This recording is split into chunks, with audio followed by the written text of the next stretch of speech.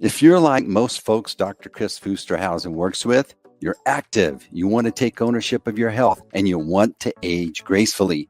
The problem is there is so much conflicting information out there about health and wellness, it's tough to know who to trust. Most providers are limited by what insurance will approve, so it can seem like they're only able to help you manage your health decline with more meds. On the DrKris.Life podcast, you'll learn how you can regain your confidence in your health journey. You'll learn helpful knowledge about programs, supplements, peptides, and hormones that Dr. Kris has used with thousands of patients just like you to help them crush their goals and be their best selves. So if you're ready to take charge of your health and are wanting to stay active and healthy so you can be a better parent, partner, or lover, then you're in the right place. Welcome to the Dr. Kris podcast. All right, we're live. It's your favorite show, Peptides and Age Management with Dr. Kris, Dr. Kris of the Research Clinic. And Dr. Kris, today, how are you? I'm great. How are you doing? I'm well. It's been a while. We've been missing each other like ships in the night. You've been busy out hustling. Where you been? We went out to LA, I think, since the last time we talked. Recorded a lecture out there. We've been, kind of all over the place since then. Just doing a little bit of. We took a vacation. That was one of the things. We were off a week for vacation. I was trying to remember what all I have been doing. And then last week we were just simply at our other facility that we go to once a month, seeing patients. So it's just kind of been, you know how the summertime gets. Everything kind of starts running together during the summer. Yeah. So, you've been working closely with Dr. Seeds and you have an announcement maybe you want to share with us? Yeah, it's actually, I got a couple of announcements. I think they kind of go together. Is that I've known about it for a little while, but it's been officially announced that I've been added as a faculty member for the Dr. Seeds organization, SSRP. And so I think that's a really cool thing. There's not a lot of us that are faculty members. I joke there's 2 or 3 of us that haven't written textbooks. Everybody else has their own textbook. So it's kind of cool. Unfortunately, I'm not one of those people, but yes, I know, Steve, we need to write a book. He's been on me about that. I'm sure that'll be coming soon.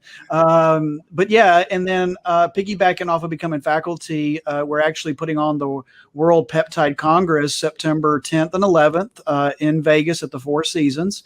And all of the faculty members plus other select speakers will be talking for those 2 days. It's including myself. It's a peptide course that's really meant for anyone that's interested in peptides. You do not have to be a provider to go.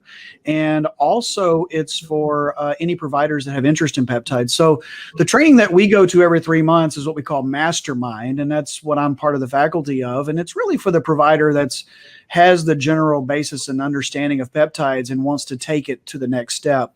This course that we're putting on in September 10th and 11th in Vegas is really meant for the provider that either has barely started with peptides or just has a real interest in it, or even just like I said, that they're expecting some podcasters and biohackers to be there. And then maybe just some general public members that just like, wow, I'd like to learn about peptides. So I think it's going to be a really good course. I actually have 3 of the nurse practitioners I work with actually going to the course because I've been trying to figure out how to integrate them into peptides. And I think this is going to be the perfect course for that. And it's not real expensive. It's actually, in terms of what these things usually go for, it's only $400, which is not a bad price for the caliber of speakers that'll be there. So we're looking forward to it. We think it'll be really cool. And then you're going to be a guest on Dr. Seeds' podcast as well? Yes. And I should have had that date pulled up. August 3rd.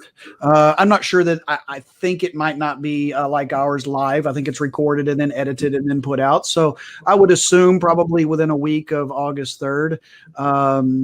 His is sex, drugs, and epigenomics with Dr. Seeds. And so we'll be on his podcast. Actually, I think probably the more proper term is we'll be running his podcast that week because I think I don't believe he's on it. I think we're actually just subbing in for him that day.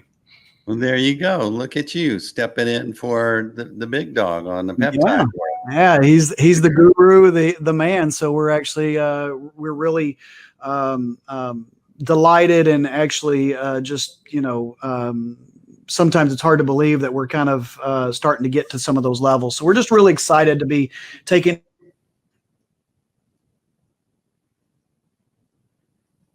So we're just really excited where things are going. All right, excellent. So just want to put this out there. These conversations are intended as educational. You should always consult your physician before changing your medical program. But we talk about great stuff here. As most of us, we want to do better with our health. We want to do better with our diet, exercise, and we also are curious about what treatments are out there. Most physicians don't promote peptides because it's just not a part of their academic experience. And so these conversations I find are very interesting. Just to quickly, our topic today is where you get your peptides matters, but let's back up and just say, what is a peptide? Yeah, and I would actually piggyback off what you said with most providers. I would actually say that most providers don't know what a peptide is. So I would take it even further backwards. Hang on just a second. I'm so sorry. Patients texted me that need a quick response. One of my hospice nurses. Sorry. Okay. So I apologize for that. So most providers don't even know what a peptide is, but what is a peptide? It's a chained amino acid, a sequenced amino acids that cause a specific function within the body. As I always tell patients, and you've probably heard me say so many times, is that there are over 7,000 naturally occurring peptides in the body. And insulin is the most common peptide that everyone has heard of. We know that insulin breaks down sugars. And many of your new medications that are either out or in research for diabetes and oncologic diseases are actually peptides. And what we know about peptides is just, for the most part, peptides are so lacking of adverse events. They're extremely safe. And many of the peptides that we use, you can actually consider bioidentical because we already have these peptides within our body. So all we're simply doing with peptides in the hands of a skilled provider is we're trying to use peptides for the body to heal itself, as I tell patients. Yeah. So now folks that are already into peptides, already value them, they're wanting to get them, either they're being prescribed by their physician, or maybe they're online trying to figure out where to buy them, where to mix them. And I believe that's why you wanted to talk about today where you get these really matter. Yeah, so I actually I had this discussion at least once or twice a week. I actually just had this discussion yesterday with a couple of my patients that have been with me for a long time, and we started talking about peptides. And in this scenario, the patient had been getting their peptides through me, and then had quit using peptides through me, and then started getting peptides online, and then came back yesterday to say, "Well, those peptides, they worked for a while, and now they didn't work." And as I started kind of quizzing the patient on this, I quickly realized they were getting their peptides online. And what I mean by online is they're simply not using a physician-based pharmacy to get their peptides. And these peptides that generally that are patients can order directly simply lack the quality and purity that's needed to A, make sure that you don't have adverse events, and then B, get the results that you're looking for. And back in the day, the I believe it was IPS, International Peptide Society, actually did a little kind of mini study where they actually bought some of these different peptides from some of these different entities on the internet and actually had them tested in the labs for purity and potency. And it's a lot like what we talk about with supplements. The supplement market in the United States is not regulated. And they found that with these peptides that nearly all of them, if not all of them, had extremely low purity, and many times wasn't even the product that you supposedly were buying. And I just think that's really important to know. Like, if it seems too good to be true, it most likely is.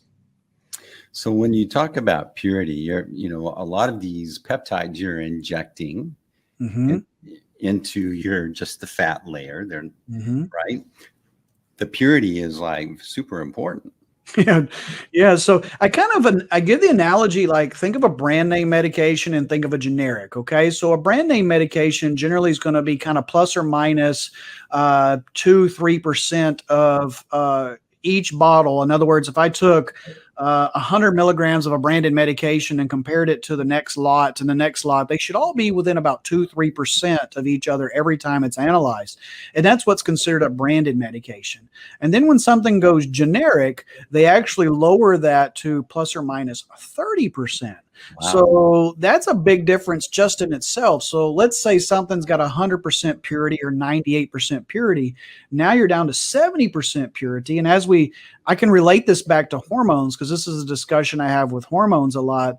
And patients saying, well, can I get generic hormones? And I'm like, no, because batch to batch, I can have a 30, actually kind of a 60% swing. If they were 30% on the low side this time, but 30% on the high side the next time, we can have a huge swing in the doses, and patients are all over the place with their labs and how they feel. And so that's kind of the analogy I use back to peptides, but it's even worse than that, because most of these purities that we've seen with these peptides are more like 20% or 30%. And so you're just, you can take any form of a peptide and water it down. Like in our practice, we use Botox, of course. And I'm like, yeah, sure. You can water Botox down, but you're not getting the same concentration. And so that's how sometimes people get away with doing like cheaper Botox. It's the same way with peptides. And then most of the time when these peptides come in, they'll actually say on the bottle, not for human consumption. And I don't know what other people need to make them stop from using something, but I'm not injecting something into my body where I don't know where it came from, and certainly not injecting my body if it says not for human consumption on the bottle. Now, these peptides, they're amino acids arranged in a specific chain, and should be being conducted in a what they call the labs? They are sterile. Yeah, sterile, but also they're the pharmacies that are they're approved, and they operate under. Right. Very specific guidelines. And so the pharmacies that we use, and there aren't a ton of pharmacies in America that are making peptides. There's only a handful that are credible, accredited pharmacies for doing this sort of thing. And so like we currently use 4 different pharmacies most of the time. There's a couple others that we sometimes will use. And so as I tell my patients, peptides aren't something that you can just call CVS or Walgreens and call it in. They have to come from these specialty pharmacies. And these pharmacies go through all kinds of inspections and accreditations to make sure that they're following the rules. And if someone were to say, well, how come more pharmacies don't do it? Well, it's because there's a lot that goes into being accredited to do this sort of thing. This is very specific compounding that only, like I said, specific pharmacies have the accreditation to do. Compounding pharmacies. That's the word I was looking for. Compounding. Yeah. So these labs are they're inspected. They have to perform certain standards, but people are going online and they're ordering these things, and generally these products are coming from other countries that may not adhere to these standards. Yeah, and usually China. China is where the majority of these, or India, where these are coming out of. And you simply have no idea of what you're getting. I say it's just like supplements. Like I tell my patients, I have to know that it's a quality brand. I have to know where it's coming from for many reasons. A, I don't want anything bad to happen to my patients. B, I want them to get results. C, if they don't get results, how do I know that they were even taking the right thing? It's the good news is once I sit down with my patients and just have a 5-minute discussion with them, generally they completely understand. Sometimes I'll use the analogy. It's like gasoline. Would you, somebody walks up to you and hands you a container and says it's good quality gasoline. Would you go put it in your vehicle? You have no clue where it came from. It's in an unmarked package. It says don't put in your car, but yet you go just pour it in your gas tank and expect everything to be okay. Chances are it's probably not. I like to break down things pretty simplistically, but I think it works for my patients to understand where I'm coming from with this stuff. Yeah, so I've talked to folks, and some of these you can take them orally, Hmm. certain formulations. The others you have to inject, but you're not going to see like this immediate change. You need to take. Hopefully, you're taking a very good formula, and you're taking it in the right way, in the right. And these aren't just a once a day thing. Typically, we think we've been trained in this culture that you take a pill a day, or you take one a day, but peptides don't operate in this way. Well, it's one of the biggest things. So, Dr. Seeds always says, it's one thing to prescribe a peptide. It's a whole nother thing to understand which peptide to prescribe, how to dose it, when to dose it, when to maybe change it out with another peptide, when to add to it. And that's whenever I always say, not only does the peptide matter, where it comes from, but the peptide you're using matters, and who's prescribing it matters. And there are a decent amount of really great providers in this country that know what they're doing with peptides. But this is a early on, pocket of medicine that we're doing here that, I just recommend that any provider maybe listen to this, or maybe someone talking to their provider about this, if they have interest, they need to get good formal education before they start prescribing peptides, so that they understand what they're doing, why they're doing it. It's just like hormones. I always go, the big difference is that separates like a provider like myself or people that I work with and from maybe other providers is it's great when everything's going well, but how does the provider react when something isn't going as planned? Do they know what to do? Do they know how to handle the side effects? Do they know what step to do next? And like I tell my patients, sometimes I don't. Sometimes it's like, hey, this sounds like maybe this, and we discuss it, and we're like, let's try this. Let's see how it goes. Of course, you have to have an open-minded patient sometimes for those things.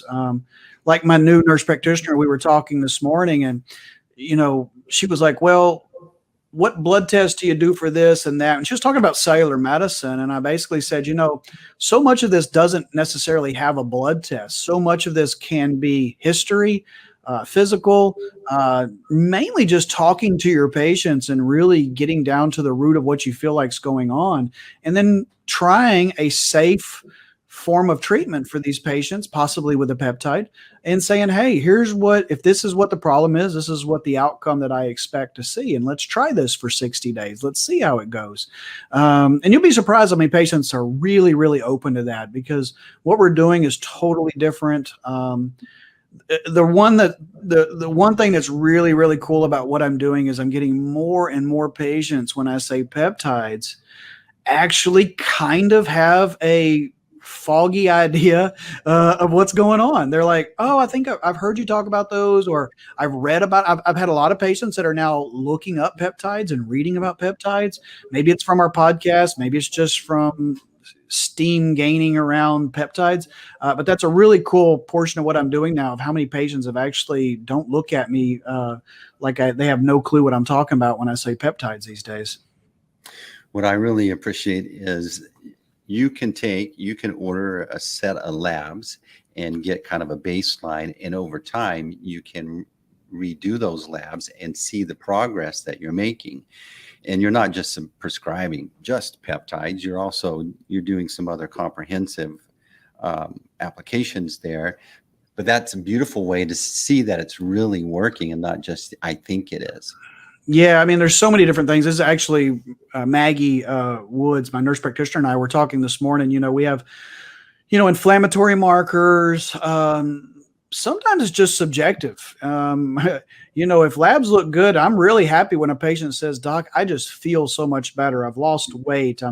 My libido's better. My sex life is better. My wife is happier with who I am as a person.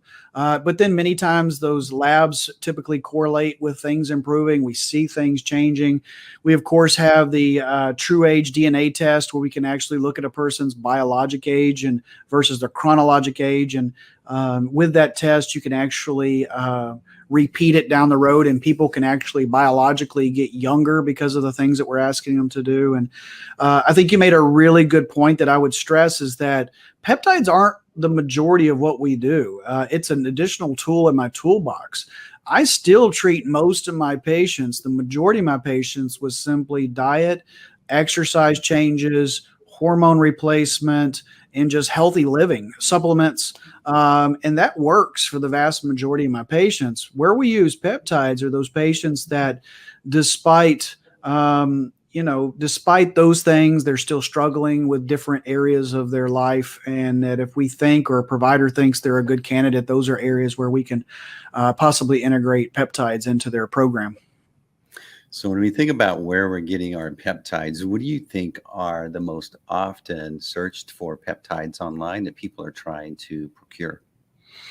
Which peptides are they trying to find the most typically? Mm-hmm. BPC, probably BPC 157, which the funny thing about that one is oral BPC, a medical grade, is over the counter now. And so, but people don't know that. And so they're getting, they're trying to buy typically injectable BPC or sometimes oral BPC.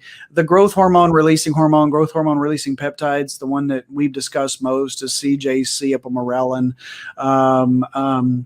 LL37 right now because of its antiviral effects with COVID, Thymosin Alpha-1. Those are probably going to be your most common ones, I believe, that patients are looking for.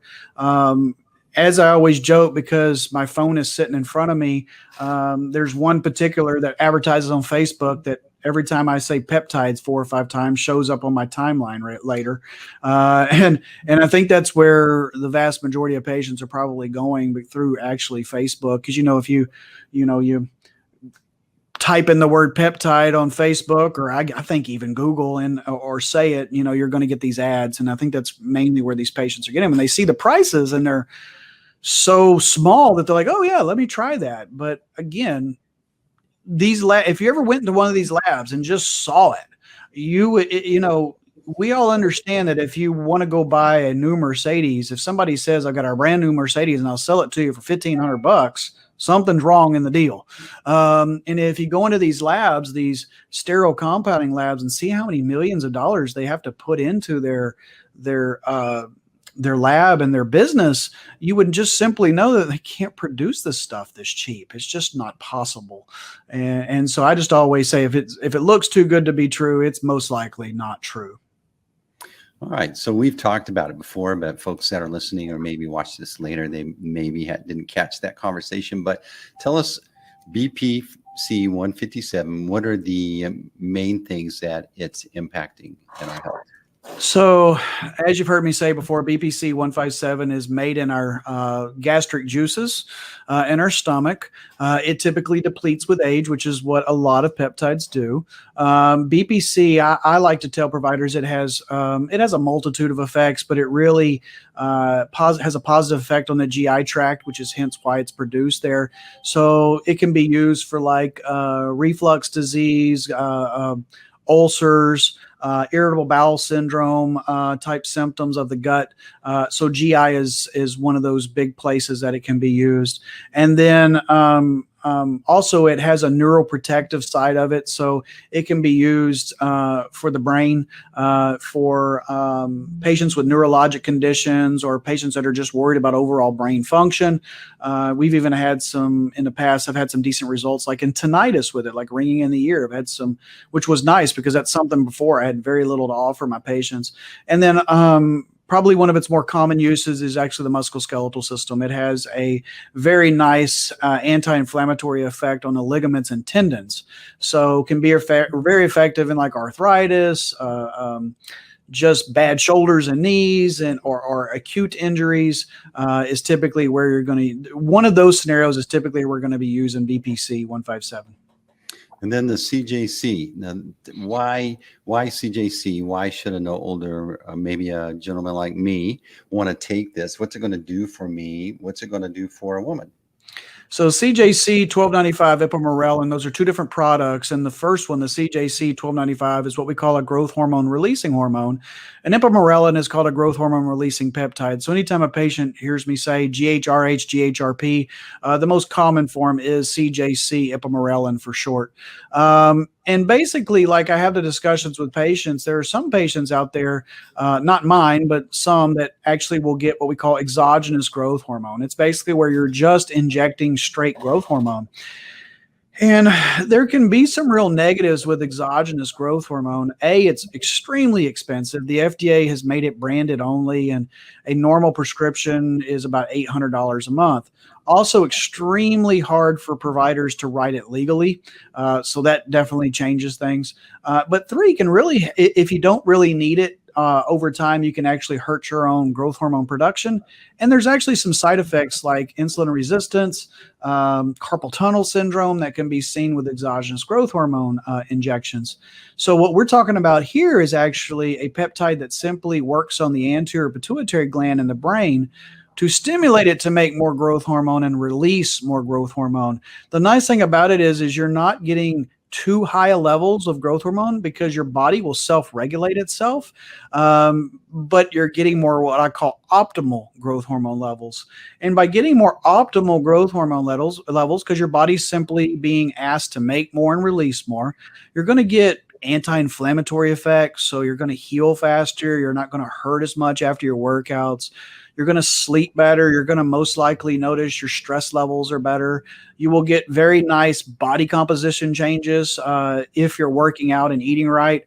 Nothing works if you don't follow those things. I always say you're not going to lose weight and have a better body composition and eat cheeseburgers all day. But, you'll get less fat, increase muscle mass, which is so important as we age. But those are just, I always like to say a GHRH, GHRP, you might think of it as a workhorse of peptides. It just does a little bit of everything. You feel better, you sleep better, you look better. You don't ache as much. So those are kind of some of the highlights of what a GHRH, GHRP would do. We got a question here. So Sarah, Rosie's asking Sermorelin versus Ipamorelin. Yeah. So Sermorelin is basically a grandfather to Ipamorelin. So nothing wrong with Sermorelin. We still occasionally use it. It's a little bit of a less expensive product. And so actually let's back up because you actually asked a part of the question I did not answer. Really has the same effects in men and women.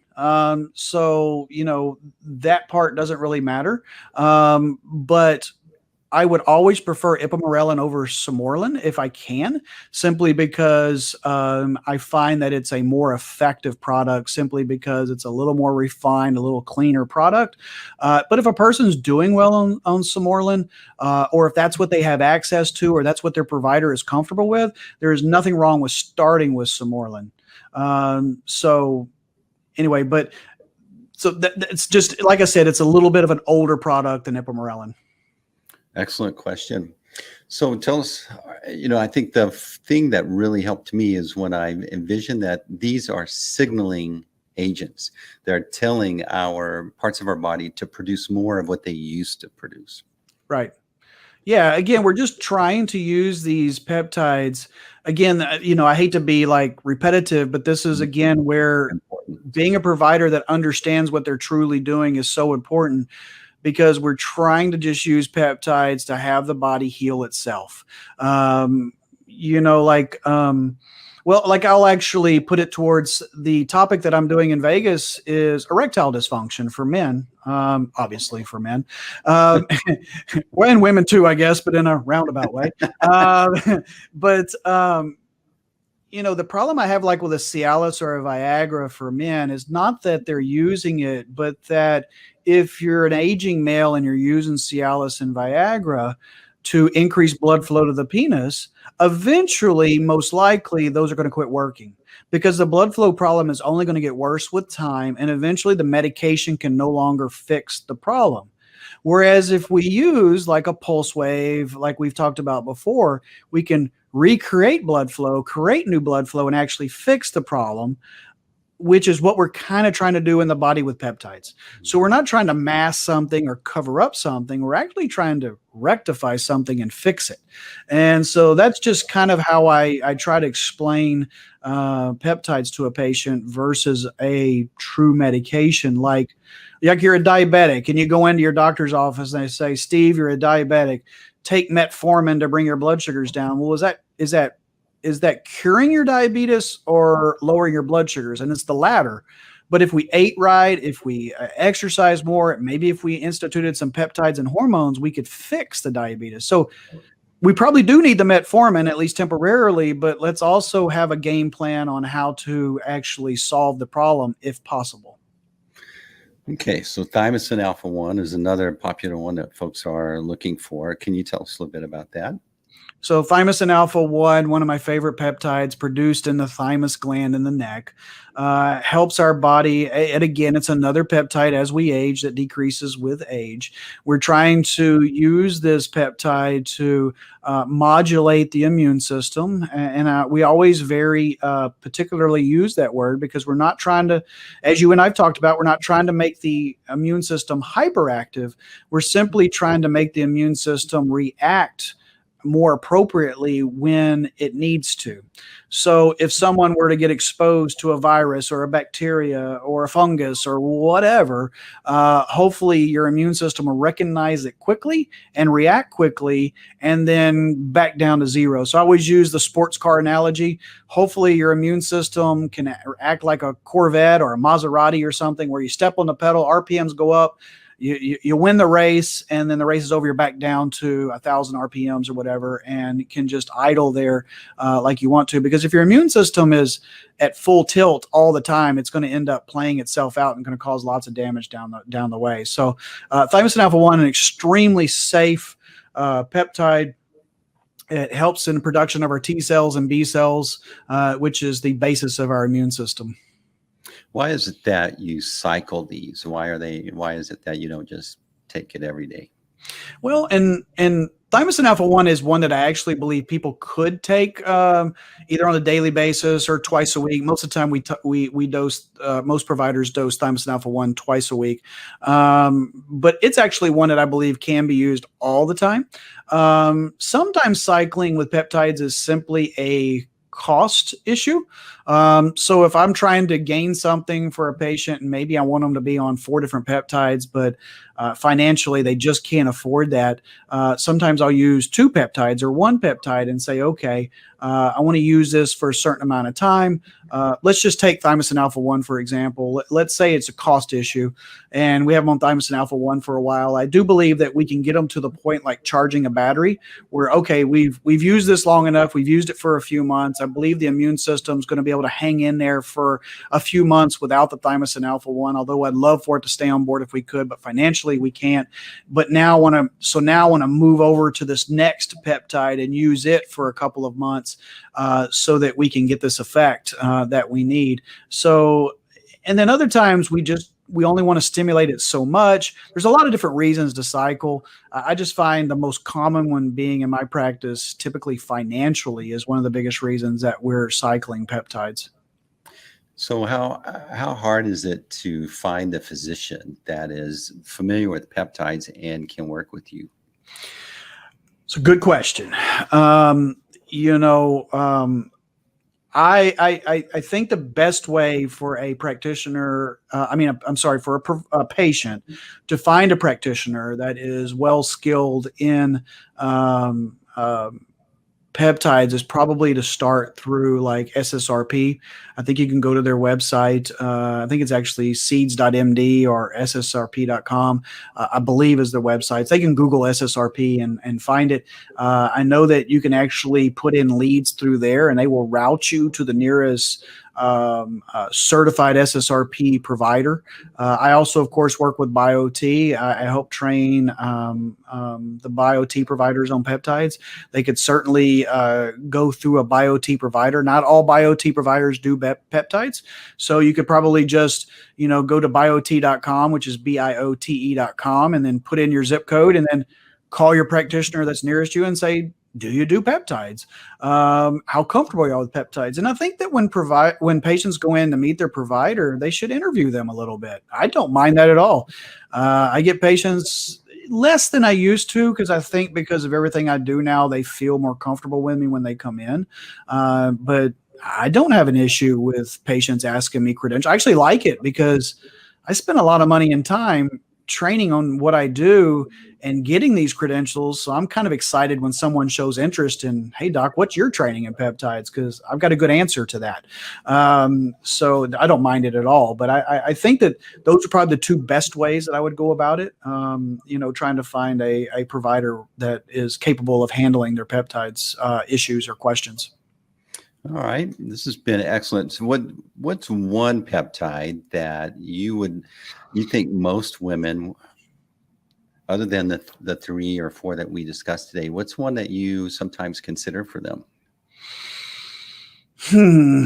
Most common is going to be CJ Cipamarelin. Second's going to be the BPC TA1. I know we've already talked about those. Thymosin beta 4 would probably be another one. That's one of my favorites as well. It's definitely in my top 5 of peptides.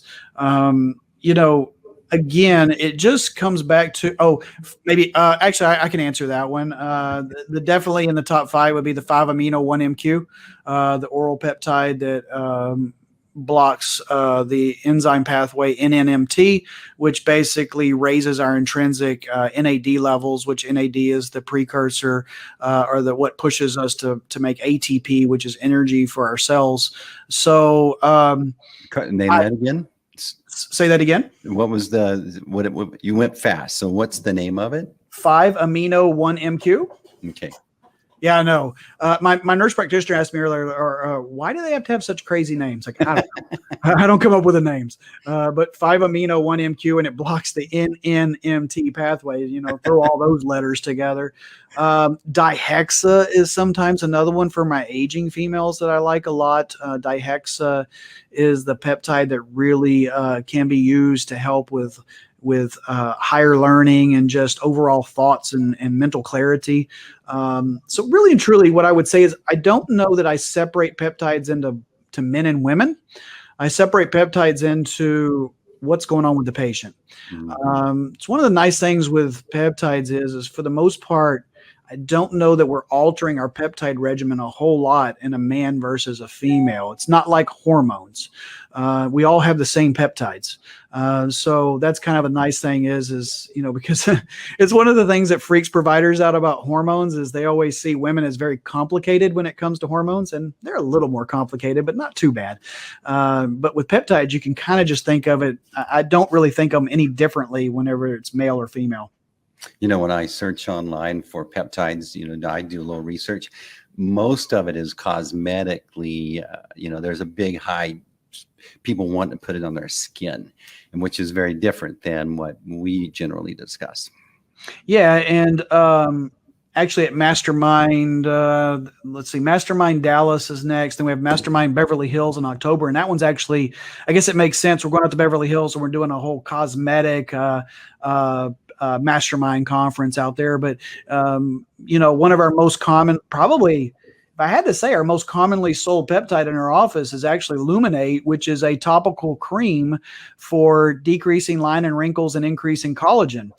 Simply because it's over the counter, it is and it works fabulously. It's mainly using GHKCU, which is the copper peptide. It actually in medical studies had about a 33% reduction in lines and wrinkles and an increase up to 70% in tactile strength of our collagen fibers. So it's a pretty amazing peptide that ladies or men, it's not just ladies, so men or women can just apply it on their face, neck, chest, hands twice a day, and about 90 days later see a pretty significant response in their skin quality. But yes, and so many peptides are out there in different makeups and things like that. Again, the problem with those is that I believe most of those over-the-counter makeups and skincare, I guess is what I would call it, like not pharmaceutical grade, like what we have in our office. You just don't know how much of a peptide is really in it. What is the quality? It goes back to the first part of our podcast here today. I just simply, if I can't prove it, I can't trust it. And so that's why I'll only buy peptides from, and sell peptides over the counter to my patients that I know where they're coming from and the quality of those products. Okay. And then let's just talk about ketone esters right quick. Our favorite. I actually this morning was taking my ketone esters before I workout, and I said, I think I'm tricking my brain. I said, it actually this batch tastes better than the last batch. And my trainer tasted it and he goes, nope, just as bad as the last one. And so like, maybe I'm finally desensitizing to the taste of ketone esters, but as we always joke, it's a horrible tasting product, but it is a fabulous product. And if you can get past the taste, the good news is you only take very small amounts. You typically for women, 5 cc's and men 10 cc's. And as we say, it's the most potent fuel for your cells that you can have. Ketone bodies is basically what ketone esters are. And you're giving your cells instant energy and instant fuel for mental clarity, for your workouts. I like to call it a great pre-workout, but it has no jitteriness or caffeine in it. So you don't have to worry about, there's really no contraindications that would stop you from taking ketone esters. So of course we get our ketone esters from ketoneaid.com. If someone were to go there, just put in research and they'll give you expedited shipping for free. And we also do have it in our office, of course, for our local patients that want it. We do sell it in our office. All right, great. So stay tuned. Dr. Kris is hosting Dr. Seed's podcast here in a couple of weeks. And we got the World Peptides Congress coming up September 10th. What else is on tap, Dr. Kris? I think that's it, except that we are still actively here at Research. We're actively working towards getting our Nashville location open. We're hoping still to have Nashville open at some point later in the year. Just everything in COVID has taken longer. I know everybody's tired of that excuse, but the license took forever to get because no one worked in the office. And now we've hired Maggie here at the office. And to my local patients, I'm not going anywhere. I just am going to try to set up a shop in Nashville. We really hope to have that up and running maybe in about October, November. We're headed there in 2 weeks from today to try to go down and get everything finalized. And actually, total sidebar, personal note, one of our good friends has actually got the, what do you call it, Indy racing. His race is going to be through downtown Nashville in 2 weeks. So we're going down there to do that, but also for 4 days, watch the race through downtown Nashville with the Formula One cars. So it should be kind of cool. So I guess that's what's on tap right now. We got a lot of moving parts. We're working towards things. I think if my patients will hang in there, I think they're going to think a lot of this stuff is pretty cool. And so we're just trying to help patients the best way we can. And we're actually really trying to help other providers. That's probably where my biggest new movement is towards with being faculty now with SSRP and all the things I do with BioT is training other providers is probably where one of my biggest missions is right now is to do that. Yeah. So if you have a physician that you would like to kind of connect with Dr. Kris, you can reach Dr. Kris here at theresearchclinic.com. He enjoys talking to physicians and helping them get introduced to this. This is the future of medicine, the cellular medicine. Absolutely. Helping each of us improve our cell health. So which improves just works on the rest of things. And you've been watching Peptides and Age Management with Dr. Kris Wusterhausen of the Research Clinic. And again, these conversations are intended as educational, and always consult your physician before changing your medical program, and just have that physician reach out and talk to Dr. Kris. Any last words, Dr. Kris? No, and I mean, I just want to reiterate it. I really do enjoy talking to other physicians. I do it weekly. And so I just would, if a provider really does have a question, if they really do have an interest, feel free to email me at Dr. Kris at the Research Clinic. You can call the office. They'll get me the message. I will call you back. We can discuss it. I'm just really enthused at how many doctors I'm getting to talk with who are actually really open to this kind of medicine. It's really cool. Young, older doctors, it really doesn't seem to matter these days. And I tell you, when they see their patients getting better, they're like, okay. And they kind of start getting into it. So just, if somebody has a question, holler at us. All right. Good job. That's a wrap. Thanks for joining the Dr. Kris podcast. If you learned something today and you want to connect and get more information, visit our website, www.DrKris.Life, where you can find more great information or even schedule a time to learn how you can engage with Dr. Kris. Be sure to follow, like, share, and we'll see you on the next episode of the Dr. Kris podcast.